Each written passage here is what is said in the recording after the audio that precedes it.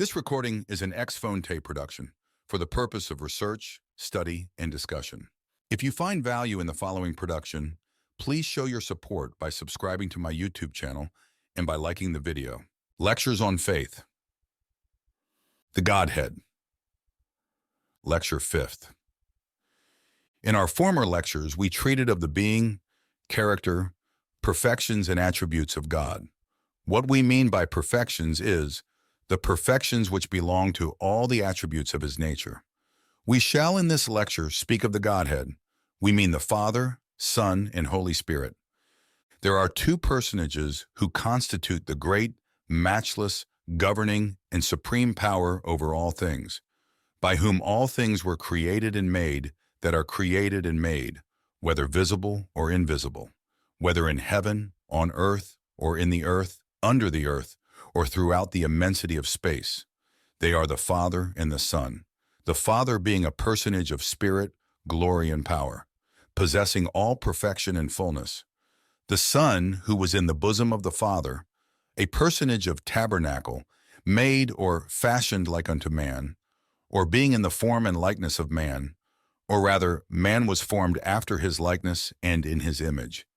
He is also the express image and likeness of the personage of the Father, possessing all the fullness of the Father, or the same fullness with the Father, being begotten of him, and was ordained from before the foundation of the world to be a propitiation for the sins of all those who should believe on his name, and is called the Son because of the flesh, and descended in suffering below that which man can suffer, or in other words, suffered greater sufferings, and was exposed to more powerful contradictions than any man can be. But notwithstanding all this, he kept the law of God and remained without sin, showing thereby that it is in the power of man to keep the law and remain also without sin, and also that by him a righteous judgment might come upon all flesh, and that all who walk not in the law of God may justly be condemned by the law and have no excuse for their sins. And he, being the only begotten of the Father, full of grace and truth, and having overcome, received a fullness of the glory of the Father, possessing the same mind with the Father, which mind is the Holy Spirit, that bears record of the Father and the Son, and these three are one, or in other words, these three constitute the great, matchless, governing, and supreme power over all things, by whom all things were created and made that were created and made. And these three constitute the Godhead and are one. The Father and the Son possessing the same mind, the same wisdom, glory, power, and fullness.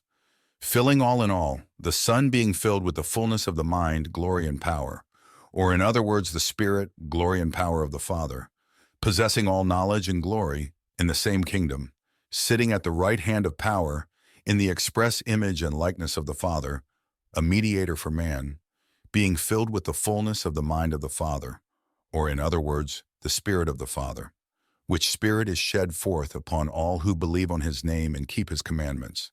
And all those who keep his commandments shall grow up from grace to grace, and become heirs of the heavenly kingdom, and joint heirs with Jesus Christ, possessing the same mind, being transformed into the same image or likeness, even the express image of him who fills all in all, being filled with the fullness of his glory, and become one in him, even as the Father, Son, and Holy Spirit are one. From the foregoing account of the Godhead, which is given in his revelations, the saints have a sure foundation laid for the exercise of faith unto life and salvation, through the atonement and mediation of Jesus Christ, by whose blood they have a forgiveness of sins, and also a sure reward laid up for them in heaven, even that of partaking of the fullness of the Father and the Son through the Spirit. As the Son partakes of the fullness of the Father through the Spirit, so the saints are, by the same Spirit, to be partakers of the same fullness, to enjoy the same glory. For as the Father and the Son are one, so in like manner the saints are to be one in them through the love of the Father, the mediation of Jesus Christ, and the gift of the Holy Spirit. They are to be heirs of God and joint heirs with Jesus Christ. Questions and answers on the foregoing principles. Question 1. Of what do the foregoing lectures treat? Of the being, perfections, and attributes of the deity. Question 2. What are we to understand by the perfections of the deity? The perfections which belong to his attributes. Question 3. How many personages are there in the Godhead? 2. The Father and the Son. Question 4. How do you prove that there are two personages in the Godhead? By the Scriptures. Genesis 1:26. Also 2:6. And the Lord God said unto the only begotten who was with him from the beginning, Let us make man in our image, after our likeness. And it was done. Genesis 3:22. And the Lord God said unto the only begotten, Behold, the man is become as one of us, to know good and evil. John 17:5. And now, O Father, glorify thou me with thine own self, with the glory which I had with thee before the world was. Question 5. What is the Father? He is a personage of glory and of power. Question 6. How do you prove that the Father is a personage of glory and of power? Isaiah 60:19. The sun shall be no more thy light by day, neither for brightness shall the moon give light unto thee, but the Lord shall be unto thee an everlasting light, and thy God thy glory. 1 Chronicles 29:11. Thine, O Lord, is the greatness and the power and the glory. Psalms 29:3. The voice of the Lord is upon the waters. The God of glory thunders. Psalm 79:9. Help us, O God of our salvation, for the glory of thy name. Romans 1:23. And change the glory of the incorruptible God into an image made like to corruptible men. Secondly, of power. 1 Chronicles 29:11. Thine, O Lord, is the greatness and the power and the glory. Jeremiah 32:17. Ah, Lord God, behold, thou hast made the earth and the heavens by thy great power and stretched out arm, and there is nothing too hard for thee. Deuteronomy 4:37. And because he loved thy fathers, therefore he chose their seed after them, and brought them out in his sight with his mighty power. 2 Samuel 22:33. God is my strength and power. Job 26, commencing with the 7th verse to the end of the chapter. He stretches out the north over the empty place and hangs the earth upon nothing. He binds up the waters in his thick clouds, and the cloud is not rent under them. He holds back the face of his throne and spreads his cloud upon it. He has compassed the waters with bounds until the day and night come to an end. The pillars of heaven tremble and are astonished at his reproof.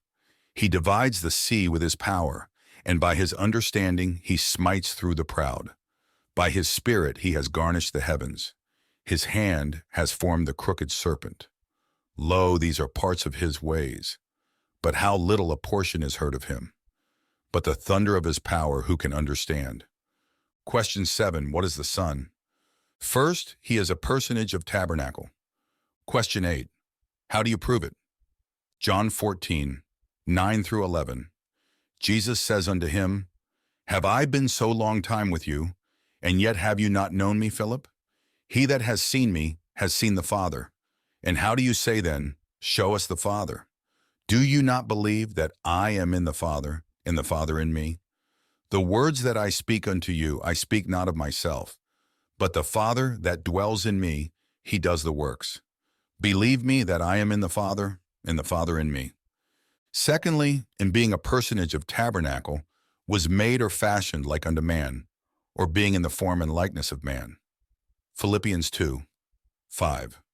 Let this mind be in you, which was also in Christ Jesus, who being in the form of God, thought it not robbery to be equal with God, but made himself of no reputation, and took upon him the form of a servant, and was made in the likeness of man, and being found in fashion as a man, he humbled himself, and became obedient unto death, even the death of the cross.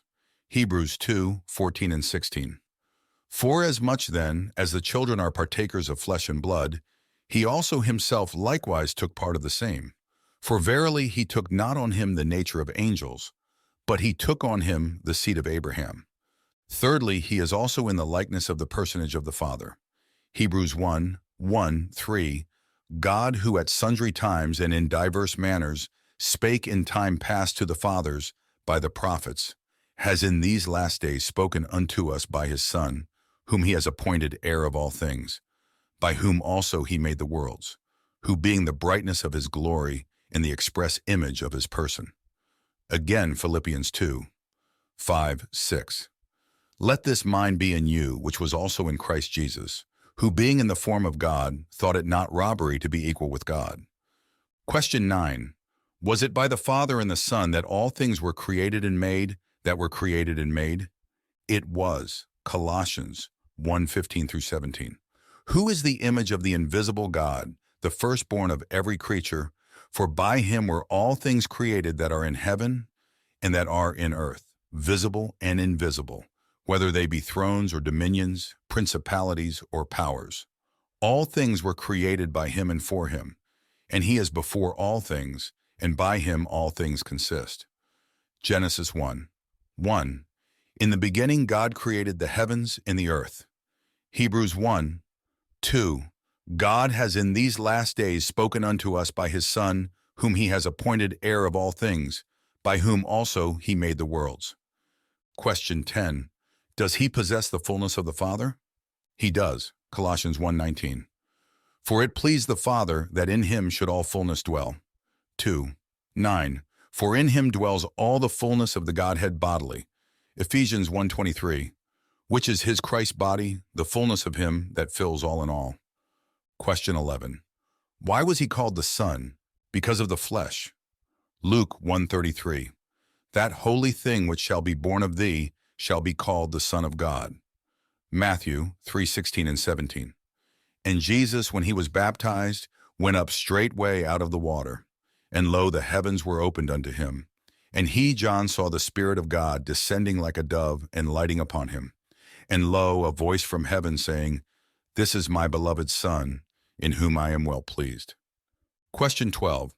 Was he ordained of the Father from before the foundation of the world, to be a propitiation for the sins of all those who should believe on his name? He was. 1 Peter 1:18 through 20. For as much as you know that you were not redeemed with corruptible things, as silver and gold from your vain conversation, received by tradition from your fathers, but with the precious blood of Christ, as of a lamb without blemish and without spot, who verily was foreordained before the foundation of the world, but was manifested in these last times for you. Revelation 13:8. And all that dwell upon the earth shall worship him, the beast whose names are not written in the book of life of the Lamb slain from the foundation of the world. 1 Corinthians 2:7. But we speak the wisdom of God in a mystery, even the hidden mystery, which God ordained before the world unto our glory. Question 13. Do the Father and the Son possess the same mind? They do. John 5:30. I, Christ, can of my own self do nothing. As I hear, I judge, and my judgment is just, because I seek not my own will, but the will of the Father who sent me. John 6:38. For I, Christ, came down from heaven, not to do my own will, but the will of him that sent me. John 10:30. I, Christ, and my Father are one. Question 14. What is this mind, the Holy Spirit? John 15:26. But when the Comforter is come, whom I will send unto you from the Father, even the Spirit of truth which proceeds from the Father, he shall testify of me. Christ.